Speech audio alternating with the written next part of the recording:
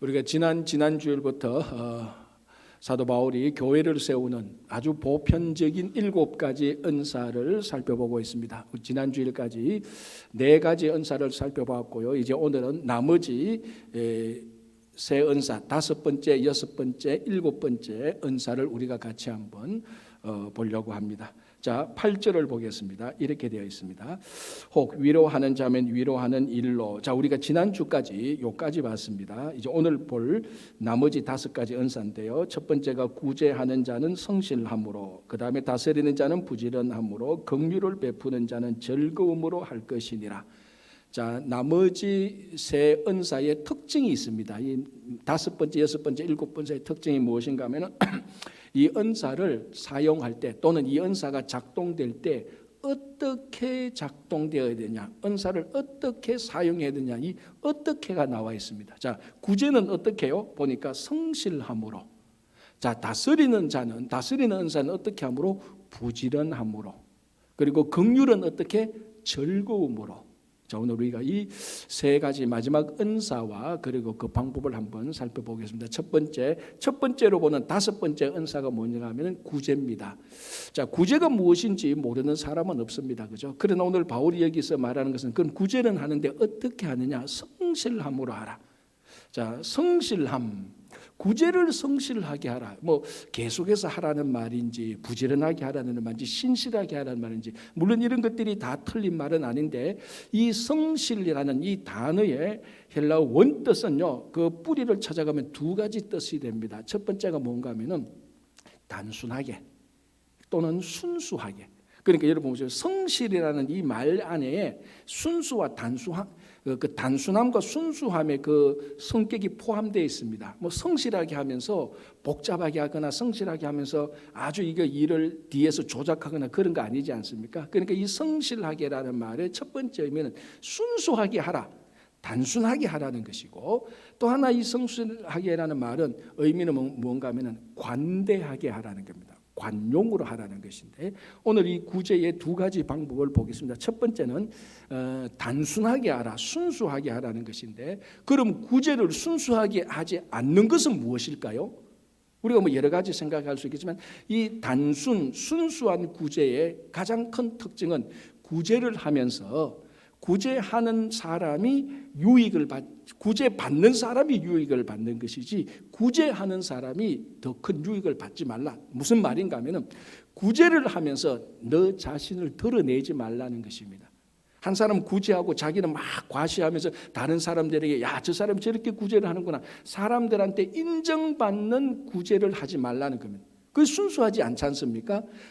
순수한 구제는 구제의 목적이 있는 것이지, 자기가 인정받고 자기가 다른 사람들한테 자기를 드러내는 것이 구제의 목적은 아니지 않습니까? 이미 구제를 통해서 자기를 드러내고 하면 이건 단순한 순수한 구제가 아닙니다. 자, 여기에 대해서 산상수훈에 예수님께서 친히 말씀하셨습니다. 뭐라고 말씀하셨는가 하면 너희가 구제할 때에 사람의 영광을 얻으려고 나팔을 불지 말라 그랬습니다.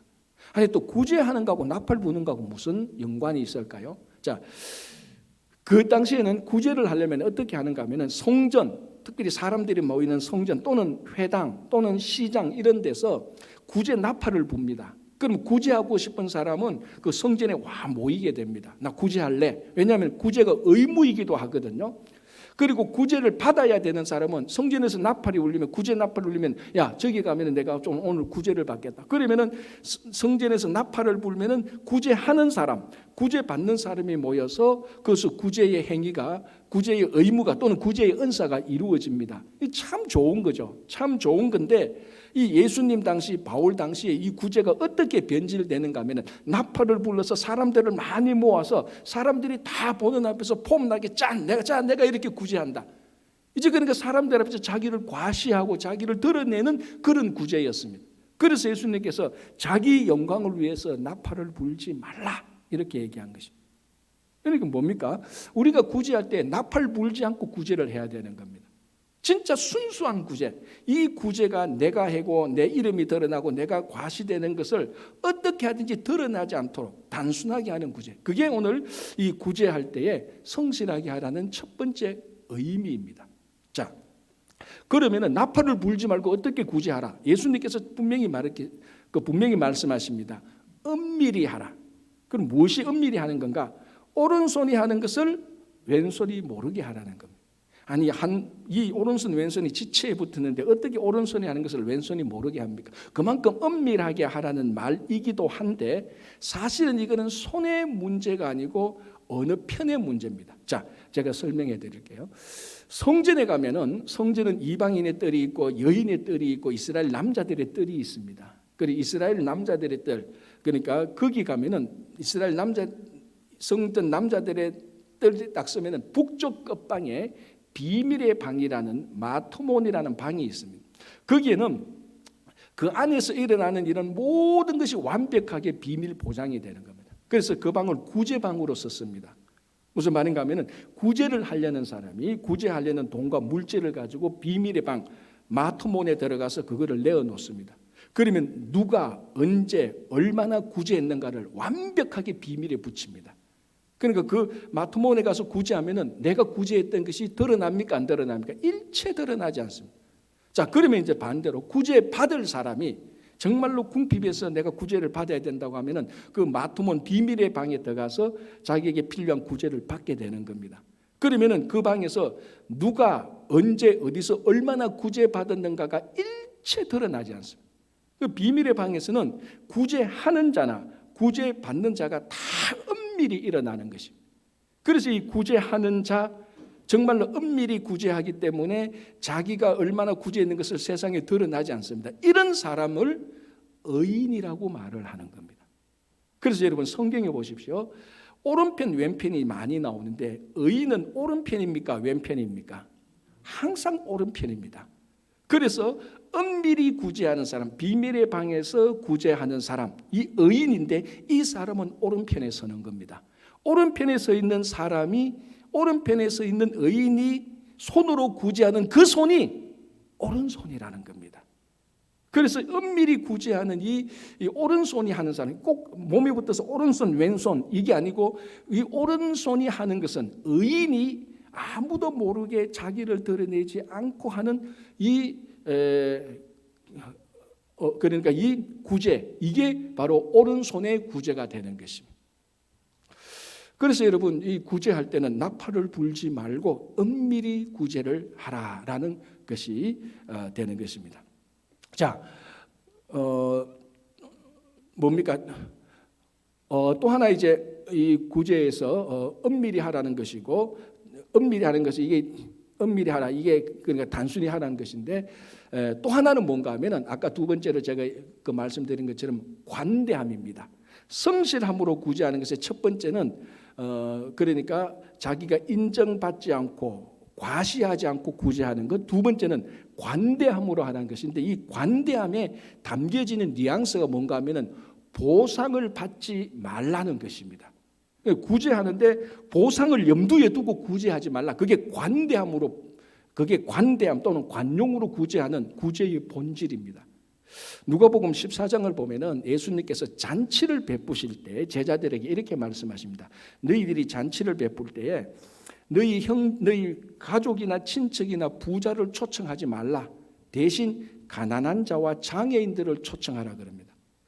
이게 알아들을 것 같은데 어떻게 생각하니까 좀 이상합니다. 여러분 한번 생각해 보십시오. 잔치를 여는데 이 잔치 목적이 뭡니까? 가족들, 친지들, 좋아하는 사람들 함께 초청해서 같이 기쁨을 누리는 게 이게 잔치 아닙니까? 그런데 가족들, 친지들 하지 말고 부자도 초청하지 말라는 겁니다.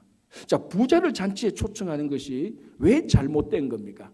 자, 이게 그 당시 이제 우리가 한 가지 관습을 알아야 되는데 상호 초대의 관습이라는 게 있습니다. 뭔가 하면은 잔치를 열 때에 내가 한번 이 사람을 초청하면은 내 초청에 응해서 내 잔치에 참석한 사람은 또 관습적으로 나중에 그 사람이 저를 초청해 주는 것입니다.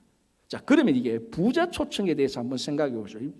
부자나 권력자나 굉장히 유명한 사람을 제가 한번 초청한다고 생각해 보죠. 제가 우리 이 커뮤니티에서 제일 유명하고 제일 파워 있는 사람을 초청하고 싶은데 한번 오라니까 잘 안 와요. 그래서 나도 알 수 있는 모든 인맥을 총동해서 그 부자, 그 권력자, 그 유명한 사람을 내가 초청했습니다. 자, 그러면은 무슨 심리가 생길까요? 보상 심리가 생기죠. 왜? 내가 이 유명한 사람을 초청했으니까 나중에 이 사람도 나를 초청할 것이라는 거예요. 그 관습대로 초청을 합니다. 그럼 제가 그 부자와 권력자의 잔치에 초대를 되면 어떻게 됩니까? 내가 그런 사람이야. 내가 이 지역에서 제일 유명하고 제일 권력 있고 제일 유명한 사람이 나를 초청했어. 그런 보상 심리가 염두에 두는 것입니다. 그래서 부자를 초청할 때는 무슨 심리? 반드시 보상을 받을 것이라는 것입니다. 자, 그러면 가난한 자와 장애인을 초청하면 어떻게 됩니까? 가난한 자와 장애인을 초청하면 이 사람들이 나중에 저한테 초청을 받고 자기한테 가서 저를 초청해야 될 관습이 있음에도 불구하고 초청할 만한 형편이 안 됩니다. 가난하고 장애인이니까. 뭐 잔치 안에 이런 게 10불, 20불로 하는 게 아니지 않습니까? 최소한 몇백 불 이렇게 펑펑 뭐 많이 가면 몇천 불도 써야 되는데 가난하고 장애인이 그렇게 할 형편이 안 됩니다. 그걸 내가 아는 겁니다. 내가 알고 가난한 자와 장애인을 초청한다는 것은 이 사람이 나를 초청해 줄 것이라는 기대와 보상이 없습니다. 그래서 잔치에 초대하는 사람, 잔치를 베풀거든 네가 어떤 보상을 가지고 어떤 보상 받을 것을 기대하지 말고 부자를 초청하지 말고 가난한 자와 장애인을 초청하라는 것입니다. 이것이 바로 오늘 그러니까 이 잔치를 베풀면서 가난한 자와 장애인을 초청하는 요게 관대하게 관용스럽게 초청하는 것입니다. 이게 오늘 예수님께서 오늘 사도 바울이 말하는 구제할 때의 성실함으로 그 말하고 똑같은 것입니다. 자, 지난 한 500년 동안 인류 역사는 지난 500년 동안 금융, 은행 이런 제도가 굉장히 그 비즈니스 제도가 굉장히 많이 발전을 했고 또 자본주의가 발전해서 우리가 살고 있는 모든 시대는 전부 다 상업화된 시대, 자본주의 시대입니다. 이 시대의 특징이 뭔가 하면은 이 시대의 특징 시스템이 어떻게 되는가 하면은 모든 것들이 give and take로 되어 있습니다. 자, 이게 나쁘다는 게 아닙니다. 우리가 어떤 행동을 하면 그 행동에 대한 반드시 어떤 보상이 있습니다. 상대방이 내게 어떤 행동을 하면 어떤 보상이 있습니다. 그래서 이런 보상을 give and take라고 말을 합니다. 이 give and take가 밸런스를 잘 잡으면 그 관계가 좋은 거고 여기 밸런스가 깨지면 이제 문제가 생기는 겁니다. 이게 제도 간에 그렇고 인간관계도 그렇습니다. 자, 여러분들 지금 인간관계나 어떤 문제가 다 크든 작든 다 있습니다. 여러분 그 인간관계 여러분들이 가지고 있는 모든 문제를 한번 분석해 보십시오. 그 분석에서 보상을 빼낸다면은 여러분들이 지금 가지고 있는 그 문제의 99%는 다 해결될 겁니다. 무슨 말인가 하면 give and take가 밸런스가 안 맞기 때문에 이 보상이 제대로 작동하지 않기 때문에 내가 누구한테 섭섭하고 내가 누구하고 갈등 생기고 상대방은 나하고 원수가 되는 겁니다. 형제 자매가 싸우는 이유 딱 하나입니다. 가만히 보면 전부 다 보상의 문제입니다. 엄마 아버지 유산 문제 가지고 싸우는 거 얼마나 많습니까? 여러분 교회 공동체도 똑같거든요. 신앙 공동체도 그렇습니다. 우리가 온전한 사람이 아니니까 뭔가 모르게 내가 이만큼 저 사람한테 잘해줬는데 저 사람이 내가 해준 만큼 날 안 알아줄 때 보상이 덜 들어오지 않습니까? 그래서 서운하고 섭섭한 거예요. 모든 것들이 가만히 보면 우리가 살고 있는 이 시대 시스템은 이 모든 건 어떤 give and take 보상 시스템으로 다 되어 있습니다. 이것을 확 뛰어넘는 게 뭡니까? 오늘 예수님께서 말씀하신 것처럼 사도 바울이 말한 것처럼 구제할 때는 성실함으로 관용함으로 보상을 염두에 두지 말고 하라는 것입니다. 그래서 우리 이게 구제뿐만 아니고 우리 모든 신앙의 덕목에 그대로 다 적용되는 겁니다. 우리가 사랑할 때, 헌신할 때, 봉사할 때, 섬길 때, 선교할 때, 전도할 때, 기도할 때 모든 우리 신앙의 덕목에 이 구제의 방법이 그대로 적용되는 겁니다. 성실함으로. 내가 전도하고 선교하고 봉사하고 기도할 때 사람들한테 알리려고 합니까? 아니지 않습니까? 나팔불고 하면 안 되는 겁니다. 그리고 이 우리 신앙의 덕목에 어떤 보상을 바라는 순간 거기서부터 서운하고 섭섭하고 거기 더 진해지면 상처를 받게 되는 거예요. 이런 모든 것들을 극복하는 것이 성실함으로 여기에 달려져 있습니다. 자, 그러면 한 가지 질문. 목사님, 솔직히 딱 까놓고 얘기합시다. 진짜 보상 없이 섬길 수 있습니까? 보상 없이 구제할 수 있습니까? 딱 물으면요, 모든 죄인은 말합니다. 궁극적으로 보상 없이는 아무도 할 수 없습니다. 무슨 말인가 하면은 세상에 보상 대신에 하늘의 보상이 있다는 것을 믿고 그 하늘의 보상을 보고 구제를 하는 겁니다. 여기에는 아무런 섭섭함이나 아무런 서운함이 없고 오직 믿음이 있습니다. 진짜 우리가 살아계신 하나님께서 우리가 이 땅에서 구제를 하고 이 땅에서 섬기고 이 땅에서 봉사한 것을 엄밀히 보고 계시는 하나님께서 나중에 우리에게 보상할 것이라는 확신한 믿음이 있다면 내가 한 것에 대한 구제뿐만 아니라 모든 것에 대해서 이 사회가 이 제도가 어떤 사람이 어떤 교회가 누구든지 내게 정당한 보상을 안 해줘도 괜찮습니다. 왜? 하나님께서 보상해 줄 것이라는 믿음이 있다면, 그게 없으니까 안 믿으니까 세상에서 사람에게 보상을 바라는데 그게 제대로 작동 안 하니까 서운하고 섭섭하고 갈등이 나고 친구끼리 형제끼리 싸우는 겁니다. 그러니까 이 구제할 때 성실함으로 이것은 단순히 구제에만 작동되는 구제의 은사만 아니고 우리 신앙의 전 영역에 다 해당되는 것입니다. 여러분 구제할 때, 여러분 봉사할 때 제발 나팔 좀 불지 마시기 바랍니다. 제발 보상 바라지 마십시오. 세상의 보상 바라지 마십시오. 하늘의 보상을 바라십시오. 그게 믿음의 본질 아닙니까? 진짜 믿음의 본질 아닙니까? 왜 그렇게 보상 못 받아서 안달하고 있습니까? 왜 사람들이 안 알아준다고 그렇게 서운합니까? 하늘에 있는 하나님이 얼마나 서운하겠습니까? 내가 다 준다고 얘기했는데 하나님이 주시는 보상 싫다는 거예요. 사람의 보상을 바라니까 거기에서 모든 문제가 다 발생하는 거다. 그래서 이 구제하는 이런 성실함으로 여러분 순수하게 하시기 바랍니다. 하늘의 보상을 믿고 하시기 바랍니다. 자, 이제 6번째 은사가 뭔가 하면요, 다스리는 자는 부지런함으로. 이 다스리는 은사인데, 자, 다스린다는 것은 이 헬라어 원뜻은 앞에 나가 선다라는 말입니다. 그러니까 지도자가 맞죠. 다스리는 자가 다른 사람 앞에 나가 서는 거 아닙니까?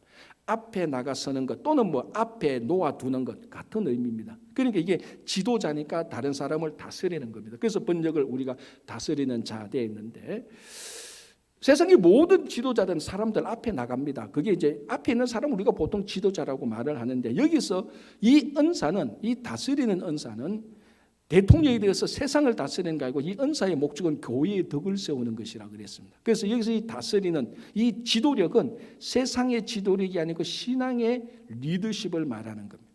자, 신앙의 리더십을 말할 때 다스리는 자는 사람 앞에 나가 서는 것에 맞습니다. 그리고 또 하나, 자기 자신을 하나님 앞에 먼저 놓아야 되는 겁니다.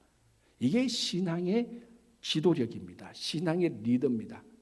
진짜 신앙의 리더는 사람 앞에 서기 전에 먼저 자기 자신을 이 리더십, 이 섬기는 일에 대하여서, 이 은사에 대해서 하나님 앞에 먼저 자기 자신을 놓아서 거기서 일이 해결되고 난 다음에, 거기서 확신을 가지고 난 다음에 사람 앞에 나가 서는 것입니다. 자, 여러분들은 어떤 지도자를 제일 존경합니까? 저는 뭐 몇 번 얘기했습니다. 인류 역사적으로 저는 제일 위대한 리더는 저는 모세라고 생각합니다. 여러분 목회 한번 해보십시오. 모세가 얼마나 위대한 지도자인지 알 겁니다. 여러분 생각해 보십시오. 40년 동안 광야에서 최소 200만 명을 데리고 애굽에서 가나안으로 들어갔습니다. 그게 상상됩니까? 이건 인간의 지도력이 아닙니다. 신적 지도력입니다. 신출기물한 불세출의 지도자, 사람이 아닌 신적 지도자가 아니면 이 리더십을 발휘할 수 없습니다. 제가 가끔 얘기하는데 가족 수련회 2박 3일만 갔다 와도요, 후유증이 너무너무 심해요. 좋은 호텔에서 다 데리고 가도요, 2박 3일 호텔에 데리고 가도 문제가 생기는데 광야에서 최소 200만 명을 데리고 40년간 있었다고 생각합니다. 그 지도력은 도대체 어디서 나온 겁니까? 이제 좀 이해가 되죠. 모세가 왜 위대한지. 자, 그 지도력이 어디서 나옵니까? 자, 모세의 우리 지도력이라고 말을 할 때 모세 인생에서 두 타이밍 때를 봐야 됩니다. 첫 번째, 모세 나이 40살 때. 모세 나이 40살 때 모세는 지도자가 될 수 있는 모든 학문과 훈련, 소양 훈련을 다 마쳤습니다. 그것도 애굽 궁정에서, 애굽 왕자로서. 이런 인물 찾아보기 어렵지 않습니까? 그리고 그 당시 이제 상황을 추정한 소설을 읽어보면은 모세가 애굽 왕 바로의 가장 유력한 후계자였다는 그런 소설도 또 굉장히 많이 나옵니다. 어쨌든 애굽 궁정에서 그 당시 최대 제국이 애굽 아닙니까? 그 애굽 궁정에서 40년간 철저히 훈련을 받았으면 지도자 중에 지도자 아닙니까? 진짜 지도자의 덕목을 다 갖췄습니다. 나이도 40살 나면 한참 활동할 때. 자, 이때 하루는 밖에 나가는데 이 애굽 민족이 자기 민족 히브리인을 학대합니다. 그래서 화가 나서 하다 보니까 애굽 군사를 쳐서 죽입니다. 이 살인을 한 거예요. 그 주변에 보니까 사람이 없으니까 땅에 묻었습니다. 완전 범죄라고 생각을 했죠. 자, 그 이튿날 또 나가보는데 이번엔 자기 동족 히브리인끼리 싸우는 겁니다. 그래서 모세가 또 갑니다. 야, 너희들 왜 싸웠냐? 동족끼리 싸우면 안 된다. 모세가 그 사람들을 어떻게 해결을 하려고 하는데 그 히브리인 두 사람이 모세에게 뭐라고 얘기했는 줄 압니까? 기억납니까, 여러분? 누가 너를 우리를 다스리는 자와 재판관으로 삼았느냐, 이렇게 말합니다. 분명히 말한다. 재판관이라는 말과 다스리는 자라고 말합니다. 모세가 깜짝 놀랍니다. 자, 이 말의 의미가 뭡니까? 누가 너를 우리의 지도자라고 생각하느냐? 모세는 애굽 왕자로서 뛰어난 지도력을 가지고 있었는데 자기 동족 두 사람 앞에 나갔었는데 실패한 거예요. 히브리인 두 사람이 애굽에서 훈련받은 모세를 자기들을 다스리는 자로 인정 안 하는 겁니다. 리더십이 볼 때는 실패한 거예요. 그리고 말합니다. 너도 우리를 애굽 사람을 쳐죽인 것처럼 쳐죽이려고 하느냐? 그래 모세가 자기 살인 행위가 드러난 것을 알고 미디안 강요로 도망가지 않습니다. 자, 보십시오. 모세는 흠 하나 잡을 수 없을 만큼 완벽한 세상의 지도자입니다. 그런데 이 지도자가 두 사람 앞에 나갔었을 때, 두 사람을 다스리고자 할 때 완벽하게 실패했습니다. 왜 그랬을까요? 세상의 지도자이기는 했지만 신앙의 지도자는 아니었거든. 왜? 성경을 읽어보면은 그 이전까지 모세 나이 40세 될 때까지 애굽 왕 바로 앞에 자기 자신을 둔 적은 있었지만 한 번도 하나님 앞에 자기 자신을 두어서 이 이스라엘 백성들을 다스릴 수 있는 이 리더십에 관해서는 한 번도 그런 일이 생겨본 적이 없었습니다. 그러니까 진짜 신앙을 다스리는 자는 사람 앞에 서기 전에 하나님 앞에 서야 되는데 모세가 그런 적 없이 그런 경험 없이 바로 사람 앞에 섰다가 두 명 앞에서도 못 서게 된 겁니다. 실패했습니다. 다스리는 자가 못 되었습니다. 자, 그리고 40년이 지나지 않습니까? 모세 나이 80살 미디안 광야에서 늘 지나가는 그곳에 가시떨기에 불은 붙었는데 타지 않습니다. 신기해서 가보니 하나님께서 모세를 부르고 모세는 드디어 하나님 앞에 서게 되는 겁니다. 하나님 앞에 자기 자신을 놓아두게 되는 것이죠. 자, 거기서 모세하고 하나님하고 서로 얘기하는 주제가 뭡니까? 이스라엘 백성들을 네가 인도하여 내라는 거 아닙니까? 이게 뭡니까? 너가 이스라엘 백성들의 지도자가 되어야 된다는 겁니다. 모세가 별 핑계를 다 대했지만은 결국은 하나님 앞에 선 모세가 이스라엘 백성들의 지도자가 됩니다. 그래서 하나님 앞에 서서 자기 자신을 하나님 앞에 놓아서 그 다스리는 것에 대하여서 결정을 본 이 모세가 이제는 최소한 200만 명 앞에 나가서서 다스리는 자가 됩니다. 그 전에는 40년 전에는 2명 앞에서도 실패했던 모세가 이제는 최소한 200만 명 앞에 나가서 다스리는 자가 됩니다. 어떻게 이렇게 됩니까? 하나님 앞에 먼저 섰으니까. 이 다스리는 자는 자기 자신을 하나님 앞에 먼저 두었고 그리고 난 다음에 사람 앞에 서라는 신앙의 리더십을 얘기하는 겁니다. 일단 주변에 보면요, 참 이 일이 해결되지 않아서 어떤 공동체나 어떤 좋은 지도자가 끼어지는 경우를 너무너무 많이 봤습니다. 세상적으로는 좋은 지도자입니다. 이 사람이 회사에서는 잘 지도하고 회사에서는 꽤 높은 자리에 있어요. 그런데 이 사람이 교회에 들어와서 지도력을 봐야 하는데 안 돼요. 번번이 깨지는 겁니다. 왜 그런 줄 아시죠? 이 사람이 세상의 지도력을 가지고 그대로 교회에 들어와서 하나님 앞에 자기 자신을 내어본 적이 없으니까 한 번, 두 번은 됩니다. 여러분 100% 세상의 지도력 가지고 교회 공동체 리더십을 세울 때요 반드시 다 깨어집니다. 제가 수도 없이 많이 봤습니다. 한 몇 년 전에 뉴저지에서도 그런 일이 있었습니다. 우리들이 볼 때는, 목회자들이 볼 때는 어떤 후임 목회자를 세우는데 이 목회자를 볼 때 세상적으로는 되게 좋아요. 인물도 잘생기고 다 좋아, 학력도 좋고.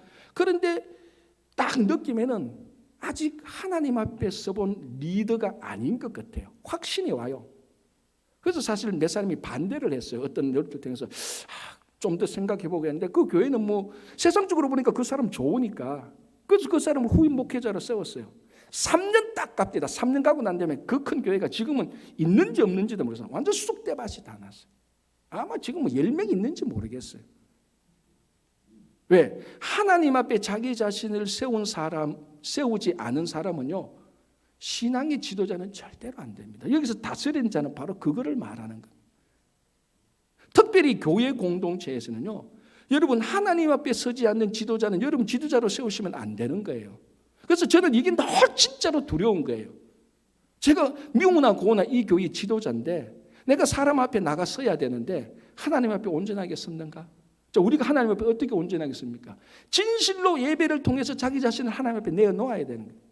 기도를 통해서 자기 자신과 말씀을 통해서 자기 자신을 하나님 앞에 내어놓고 난 다음에 사람 앞에 서야 되는 겁니다. 하나님 앞에서 서는 것은 게으르고 대충하고 사람 앞에서 계속 서려고 할 때 그 리더십은요, 교회 공동체에서 굉장히 부정적으로 작동합니다. 세상에는 몰라요. 세상에서 작동할지. 그래서 여기서 다스리는 자는 그걸 말하는 거예요. 앞에 서는 사람. 그 이전에 사람 앞에 서기 전에 먼저 자기 자신을 하나님 앞에 놓을 수 있는 사람. 예배와 기도와 말씀과 경배함을 통해서 하나님 앞에 계속해서 자기 자신을 놓고 자기 자신을 하나님 앞에서 점검하고 그 사람이 사람 앞에 설 때 다스리는 자가 되는 겁니다. 자, 그럼 이 다스리는 자는 어떻게 다스리라고요? 부지런함으로. 자, 이 부지런함을 우리가 다르게 표현하면요, 이 원뜻을 가지고 다르게 표현하면, 우리가 쉬운 말로 표현하면요, 지속되는 열정입니다. 자, 부지런한 거하고 열정은 어떻게 보면 좀 뉘앙스가 다르게 보입니다. 야, 이 사람 참 부지런해 할 때, 이 사람, 여러분 생각해 보세요. 여러분 옆에 부지런하고 성실한 사람, 신실한 사람 좀 보링하잖아요. 좀 재미없잖아요. 그죠? 늘 그래. 저 사람 참 부지런한데 재미가 없어. 열정이 없어. 그런데 사실은 아니에요. 부지런한 것 안에는 지속적인 열정이 들어가 있습니다. 한 회사에서 30년간 부지런하게 근무한 사람요, 그 회사에 대한 30년간의 지속적인 열정이 있었기 때문에 가능한 거예요. 그래서 다스리는 자는 지속적인 열정을 가지고 다스려야 돼요. 이게 우리가 흔히 보면은 리더십에 있어서 리더십에 있어서 항상 빠지지 않는 게 뭡니까? 열정입니다. 지속적인 열정.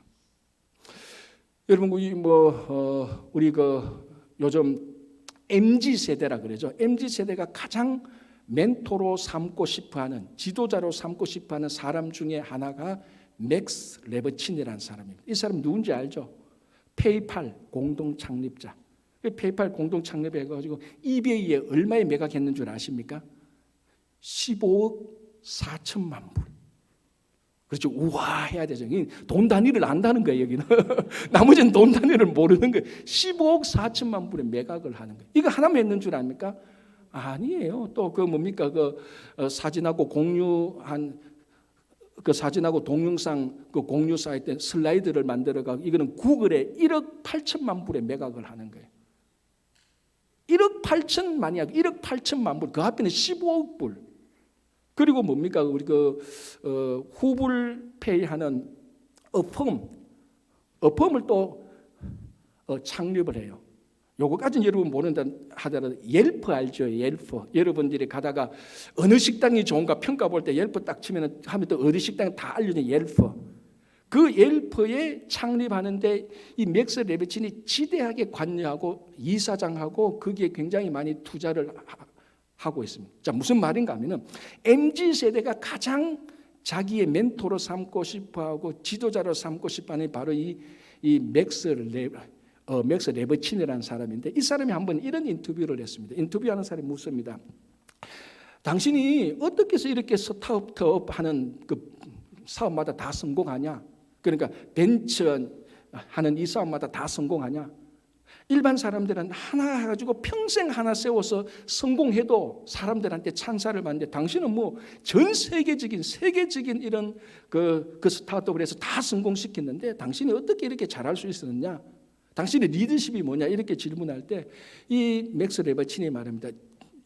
그 리더십의 비밀은 한 가지다. 좋은 인재를 뽑아야 된다고 말을 합니다. 제가 그 얘기를 듣고요. 참 그 리더십은 사람이 있다는 것은 동서고금 똑같구나. 공자도 맹자도 그런 말을 했어요. 중세시대에도 그런 말을 했고 교회에서도 그런 말하고 학교에서도 그런 말하고 세상 어디에서도 좋은 인재를 뽑는 것이 리더십의 비밀이라고 다 말을 합니다. 자, 또 묻습니다. 그러면 당신이 생각하는 좋은 인재는 어떤 사람이냐라고 물을 때 이 맥스 레버친이 말합니다. 간절함이 있는 사람. 자기가 인터뷰를 했을 때 이 회사에 절박함이 묻어나는 사람. 인터뷰 해보면 알지 않습니까? 이 사람이 그냥 대충 와서 일할 사람이 아니고 무슨 일을 맡겨도 진짜 간절함으로 절박함으로 일할 사람. 그걸 자기는 제일 좋은 인재라고 생각한대. 자, 간절함, 절박함. 이거 무슨 단어하고 같습니까? 열정입니다. 열정. 제가 참 그걸 보면서 MZ세대나 공자 맹자 때나요. 사람을 다스리는 자의 자질은 똑같더라고요. 열정이 있어야 돼요. 지속적인 열정이 있어야 돼요. 제가 좋아하는 말 가운데 그 처칠이 했던 말이 있습니다. 성공은 열정을 잃지 않고 성공은 열정을 잃어버리지 않고 한 실패에서 다른 실패로 옮겨가는 능력이라고 말합니다. 무슨 말인가 하면요. 어떤 일을 하다가 한번 실패하면요. 열정이 꺾이지 않습니까? 그렇잖아요. 내가 열심히 했는데 일이 실패돼서 열정이 한 30% 꺾입니다. 두 번째 했는데 또 실패해서 60% 꺾여서 세 번째인데 실패하면 30% 안 되는구나. 열정 다 사라지는 거예요. 그런데 진짜 리더 성공 지속적인 열정은 한 번 실패해도 열정 꺾이지 않습니다. 두 번 실패해도 그 열정 그대로 있습니다. 이 지속적인 열정을 가지고 있는 사람, 이게 다스리는 자입니다. 그게 오늘 사도 바울이 말했는 부지런함입니다. 같은 말이에요. 여러분 생각해보세요. 부지런한 사람, 중간에 무슨 일이 있어도 열정 있고 슬픈 일이 있어도 그 부지런한 것을 계속해서 이어가지 않습니까? 그게 지속적인 열정입니다. 자, 요까지는 다 아는 얘기다 치고 그럼 한 가지 질문. 목사님, 그럼 사람인데 어떻게 지속적인 열정을 계속 유지할 수 있냐? 어떻게 일을 하다가 실패하고 넘어지고 깨져도 열정을 잃지 않을 수 있느냐라고 질문을 한다면 그 질문에 대한 저의 대답은 이겁니다. 모세를 보십시오. 모세를 보십시오. 여러분 모세가 40년 동안 200만 명, 최소 200만 명 데리고 광야에서 생활할 때 얼마나 많이 꺾였습니까? 얼마나 많이 이스라엘 백성들이 불평을 했고 원망을 했고 모세를 죽이려고 했습니까? 그런데 모세는 그 40년 동안 부지런함으로 지속적인 열정으로 결국 이스라엘 백성들을 가나안에 들어가게 하지 않습니까? 모세를 보면 됩니다. 그럼 모세의 어떤 면? 자, 40년 동안 모세와 이스라엘 백성들이 크게 위험했던 적이 있습니다. 늘 위험했지만은 그 가장 크게 위험했던 적이 언제입니까? 금송아지 섬겼을 때 아닙니까? 하나님께서 작정했습니다. 어떻게? 다 진멸하겠다. 이제는 누가 건드려, 누가 무슨 소리다, 내가 그 말 안 듣고 다 진멸하겠다 그랬어요. 모세가 큰일 났습니다. 진짜로 백성들이 어떻게 불만하는 건 하겠는데 하나님이 이거 완전 진멸하겠다 하니, 자, 그때 모세가 어떻게 합니까? 하나님 앞에 나가는 거예요.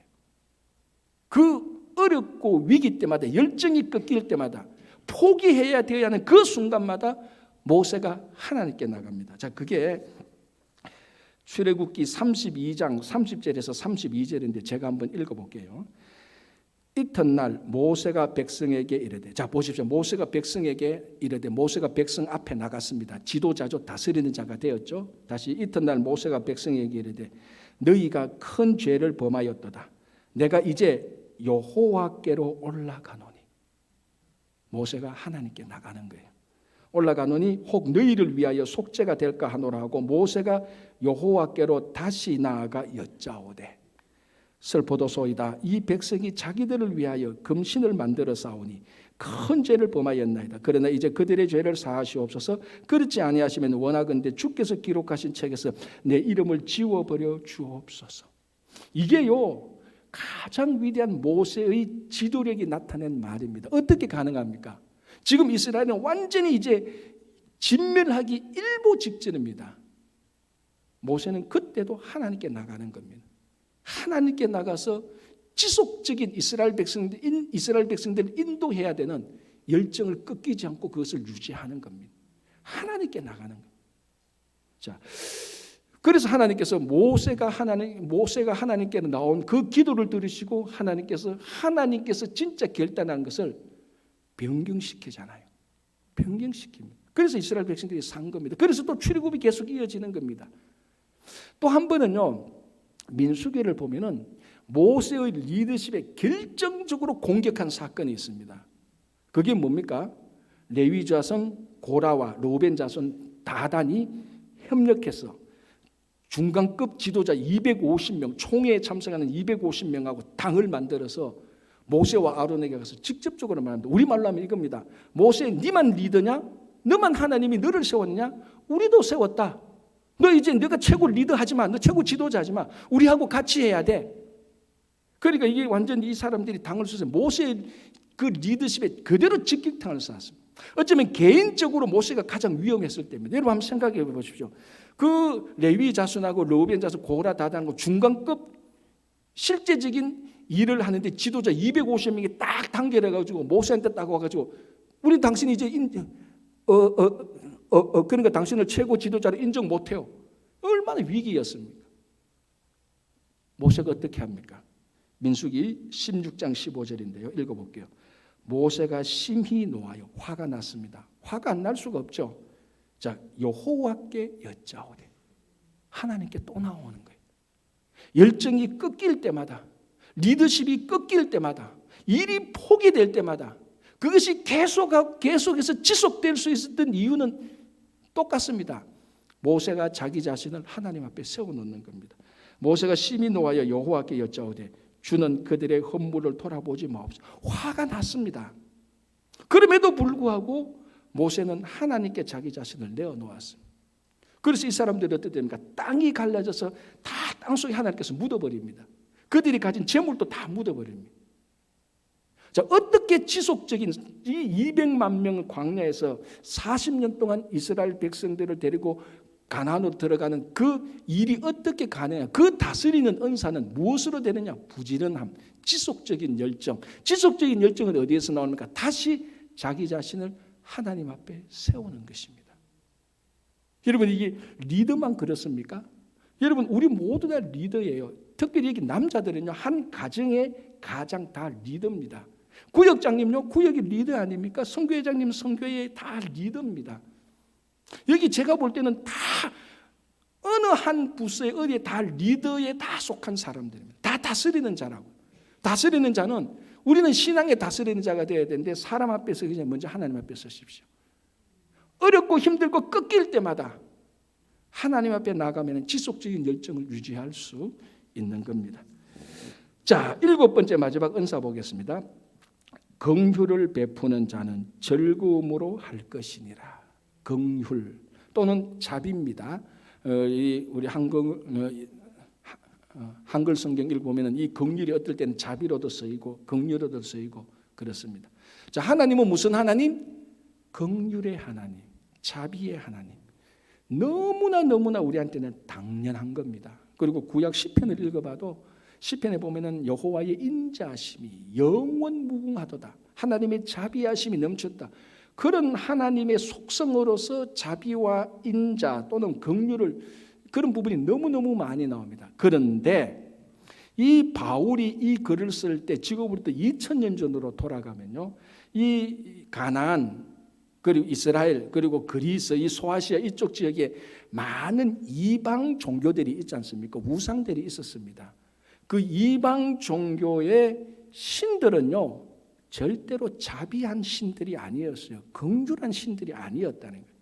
우리는 자비하신 하나님이라고 사랑의 하나님이라고 당연히 말합니다. 그래서 사형리의 주제가 뭡니까? 하나님은 당신을 사랑합니다. 너무나 당연한 건데 2000년 전으로 돌아가면 이방 종교로 가면은 이방 종교를 믿는 이방 종교 앞에 경배를 드리는 그 이방 사람들을 불러서 당신이 섬기는 신은 자비합니까? 그러면 왜 신이 자비해야 돼? 신이 자비할 이유가 없는 겁니다. 그 신들이. 왜? 그 사람들의 신들은 자기 사람들이 어렵고 힘들 때 예물 가지고 가서 신 앞에 제물 바치고 내 소원 이것이니 들어주시오. 그런 관계예요. 그러니까 종교적인 비즈니스 관계라니까. 이방 신들, 우상들이. 그러니까 그런 신들이 사람 앞에 사랑과 자비와 긍휼을 베풀 이유가 없는 거예요. 이걸 알아야 되는 거예요. 그런데 우리는 지금 긍휼 자비하면 하나님의 긍휼하심 하면 막 눈물 떠나는데 이방 사람들은 이방 종교를 사는 사람은 하나님이 왜 긍휼해야 돼? 하나님은 그냥 우리 소원만 들어주면 돼요. 그 소원의 값으로 내가 이 제물 드릴게요. 그런 관계예요. 자, 또 하나 이 시대에 이제 이때가 지금부터 2000년 되니까 이때가 이제 그리스, 헬라의 철학이나 학문이 그 사람들의 사상이 로마 전체에 다 퍼졌을 때입니다. 그런데 이 고대 철학자들의 생각이나 사상을 보면요, 갑자기 수업 시간 같은데 약간만 좀 들어보십시오. 이 사람들은 자비, 긍휼에 대해서 굉장히 부정적으로 생각했어요. 왜? 여러분 한번 생각해 보세요. 자비와 긍휼은 논리적인 게 아니지 않습니까? 합리적인 이성이 아니잖아요. 자비와 긍휼은 머리에서 나오는 게 아니고 마음에서 나오는 겁니다. 그럼 학문을 하는 사람 철학 시스템은 자비 그러면은 논리적으로 설명이 안 되니까 합리적인 이성으로 설명이 안 되니까 그건 부정적인 거예요. 좋은 게 아니에요. 그리고 또 하나 그 당시 철학에서 중요한 주제가 뭐냐면 정의입니다. justice. 여러분 정의와 자비는 항상 갈등을 일으켜요. 자비를 베풀면 정의가 양보해야 돼요. 정의를 세우면 이 자비가 없어야 돼요. 정의의 칼을 휘둘면 자비는 다 도망갑니다. 자비가 막 융성하면 정의가 쓸 데가 없어요. 그런데 그 당시 이제 사람들은 정의를 중요하게 생각했으니까 정의를 중요하게 생각하는 사람들은 자비와 긍휼은요, 그거는 내쫓아야 되는 겁니다. 자, 여러분 철학자 중에 철학자가 플라톤 아닙니까? 수업 끝나갑니다. 잠깐만 기다리십시오. 플라톤이 가장 위대한 철학자고 후대의 철학자가 플라톤 이후의 모든 철학은 플라톤의 주석이라고까지 말했습니다. 그 플라톤이 쓴 책 가운데 이상국가라는 게 있습니다. 여러분 플라톤이 생각했던 이상국가가 어떤 국가인 줄 압니까? 그 이상적인 국가에 거지가 있겠습니까? 없겠습니까? 거지가 없어요. 왜 없는 줄 알아요? 거지를 쫓아냈으니까 그런 거예요. 아주 간단해요. 그러니까 플라톤이 생각하는 이상 국가에 거린들 거지 있으면은 간단해. 국경 밖으로 쫓아내. 그게 정의야. 정의가 있는 나라 이게 이상 국가야. 그러니까 플라톤도 자기가 생각하는 이상 국가에 자비와 긍휼이 필요 없는 거예요. 자비와 긍휼을 받아야 되는 거지와 불쌍한 사람들은 자비와 긍휼 대신에 정의를 행해서 쫓아내는 거예요. 자, 무슨 말을 하는가 하면 이 당시에 바울이 긍휼이라고 말을 할 때 세상이나 다른 종교는요, 긍휼, 자비 그거 다 안 좋게 생각한 거예요. 그때에 바울은 말합니다. 교회를 세우는 은사는 긍휼이다.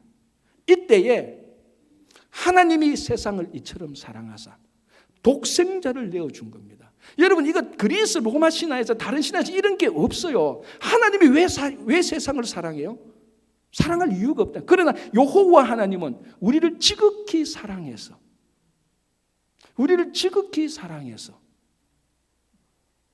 자기 독생자를 내어준 겁니다. 자, 여러분 우리가 어떻게 구원 얻습니까? 예수 그리스도 보혈의 공로를 믿어서 그 의롭게 되어서 구원 얻지 않습니까? 자, 예수님의 공로는 어떻게 생깁니까? 예수님께서 이 땅 십자가에 달려 돌아가신 겁니다. 예수님께서는 어떻게 오셨습니까? 하나님께서 우리 구원의 선물로 준 건 아닙니까? 그래서 우리는 하나님의 은혜로 구원 얻잖아요. 자, 여기서 질문. 그럼 하나님의 그 은혜는 어디에서 나온 겁니까? 하나님의 긍휼하심에서 나온 겁니다. 그러니까 다른 신들은 은혜를 베풀 수가 없다니까요. 왜? 긍휼하심이 없습니다. 다른 이방 종교의 신들은. 우상은 사람들에 대한 자비와 긍휼이 없어요. 그러니까 은혜를 못 베풀어요. 여호와 하나님은 자비가 있다니까요. 그 자비하심에 은혜를 무조건적으로 주는 겁니다. 우리를 사랑하니까.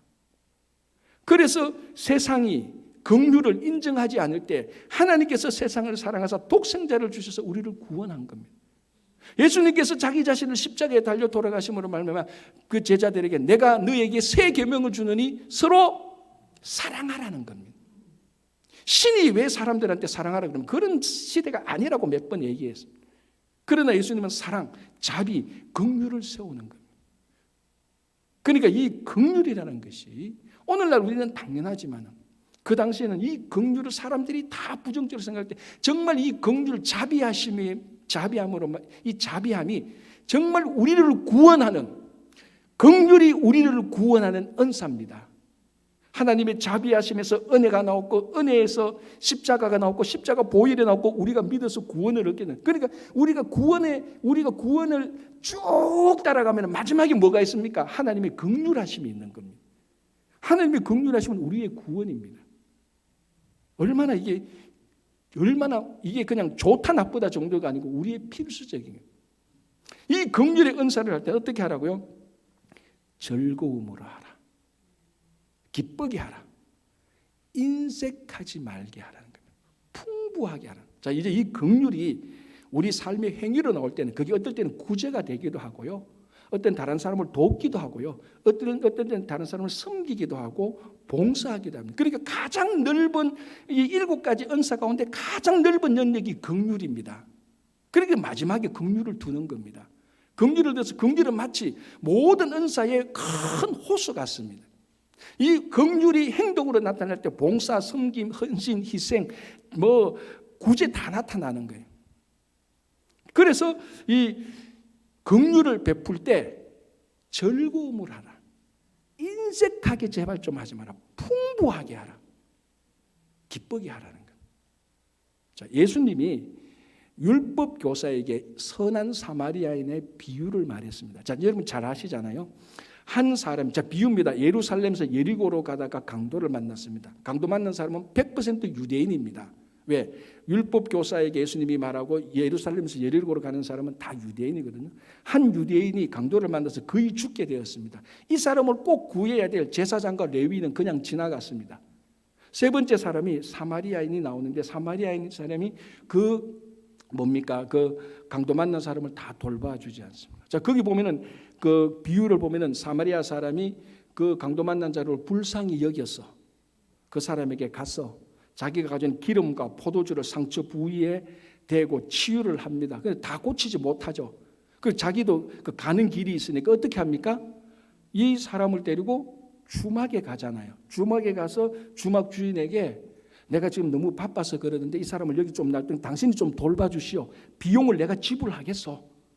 그리고 내가 갔다 오는 길에 이 사람을 내가 다시 데리고 가야 되는데 비용 걱정하지 말고 비용은 충분히 있었어요. 비용이 더 들면은 내가 와서 더 지불하겠소. 그러게 그 비유가 끝납니다. 자, 예수님께서 묻습니다. 율법교사에게 누가 이 강도 만난 자의 이웃이 되겠느냐? 자, 율법교사가 뭐라고 대답합니까? 뭐라고 대답했죠? 자비를 베푼 자입니다라고. 여기서 자비가 여기서 긍휼하고 똑같은 단어예요, 헬라어로. 자, 그러면은 자비가 뭐냐? 이 사마리아 사람이 한 게 자비입니다. 뭘 했습니까? 긍휼히 여겼죠. 불쌍히 여겼잖아요. 그리고 자기가 가지고 있는 것으로 다 치유를 했습니다. 그러니까 치유가 다 안 끝나고 의사가 아니니까 다 치유가 안 되니까 주막으로 데리고 가서 비용을 줘가면서 당신 제발 좀 고쳐주시오. 당신이 의사를 데리고 의사를 데리고 오시오. 돈은 내가 다 지불하겠어. 돈은 걱정하지 말고 하시오. 내가 무슨 수를 썼으라도 갔다 올 때 당신 비용을 지불하겠어. 요게 자비입니다. 이게 즐겁게 행하는 것 아닙니까? 자, 여러분 보시오. 여기에 이 사마리아 사람이 인색함이 있습니까? 없습니까? 인색함이 없잖아요. 비용 더 들면 주겠다니까요. 이 강도 만난 사람은 그날 처음 보는 겁니다. 자, 이 비유를 보면은 이 사마리아 사람이 억지로 합니까? 하면서 투덜댑니까? 불평합니까? 왜 이 사람을 내가 만나가지고 그런 거 아닙니까? 아닙니다. 진짜 순수하게 그대로 그 사람을 돌봅니다. 이 긍휼함이 나타났는데, 자비함이 나타났는데, 돕고 돌보고 베풀고 나누어주고 마지막에는 생명을 살리는 겁니다. 어떻게? 즐겁게 하기 때문에. 즐겁게. 풍성하게. 그리고 기쁘게. 자, 여러분, 이 긍휼하면 모든 것이 다 했다고 했습니다. 여러분들이 주의 일에 섬길 때에 즐겁게 하십시오. 어차피 하는 것 아닙니까? 어떤 사람 보면요, 제가 옆에서 조마조마해요. 저분이 저거 하는데 언제 터질지 모르겠어. 조마조마한 사람들이 가끔 있어요.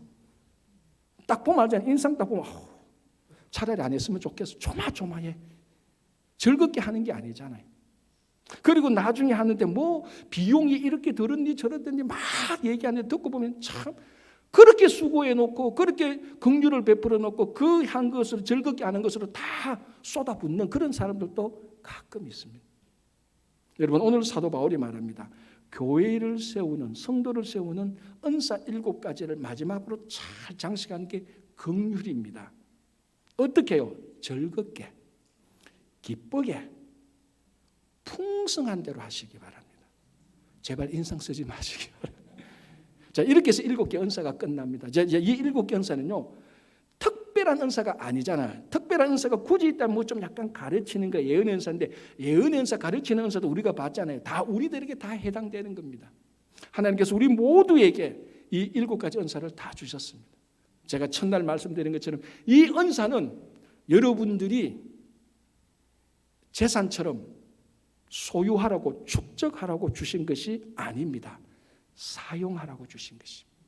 여러분, 이 은사를 잘 사용하여서 이 교회를 살리고 여러분 가정과 일터를 살리는 정말 좋은 주님의 자녀들이 되시기를 바랍니다. 기도하겠습니다.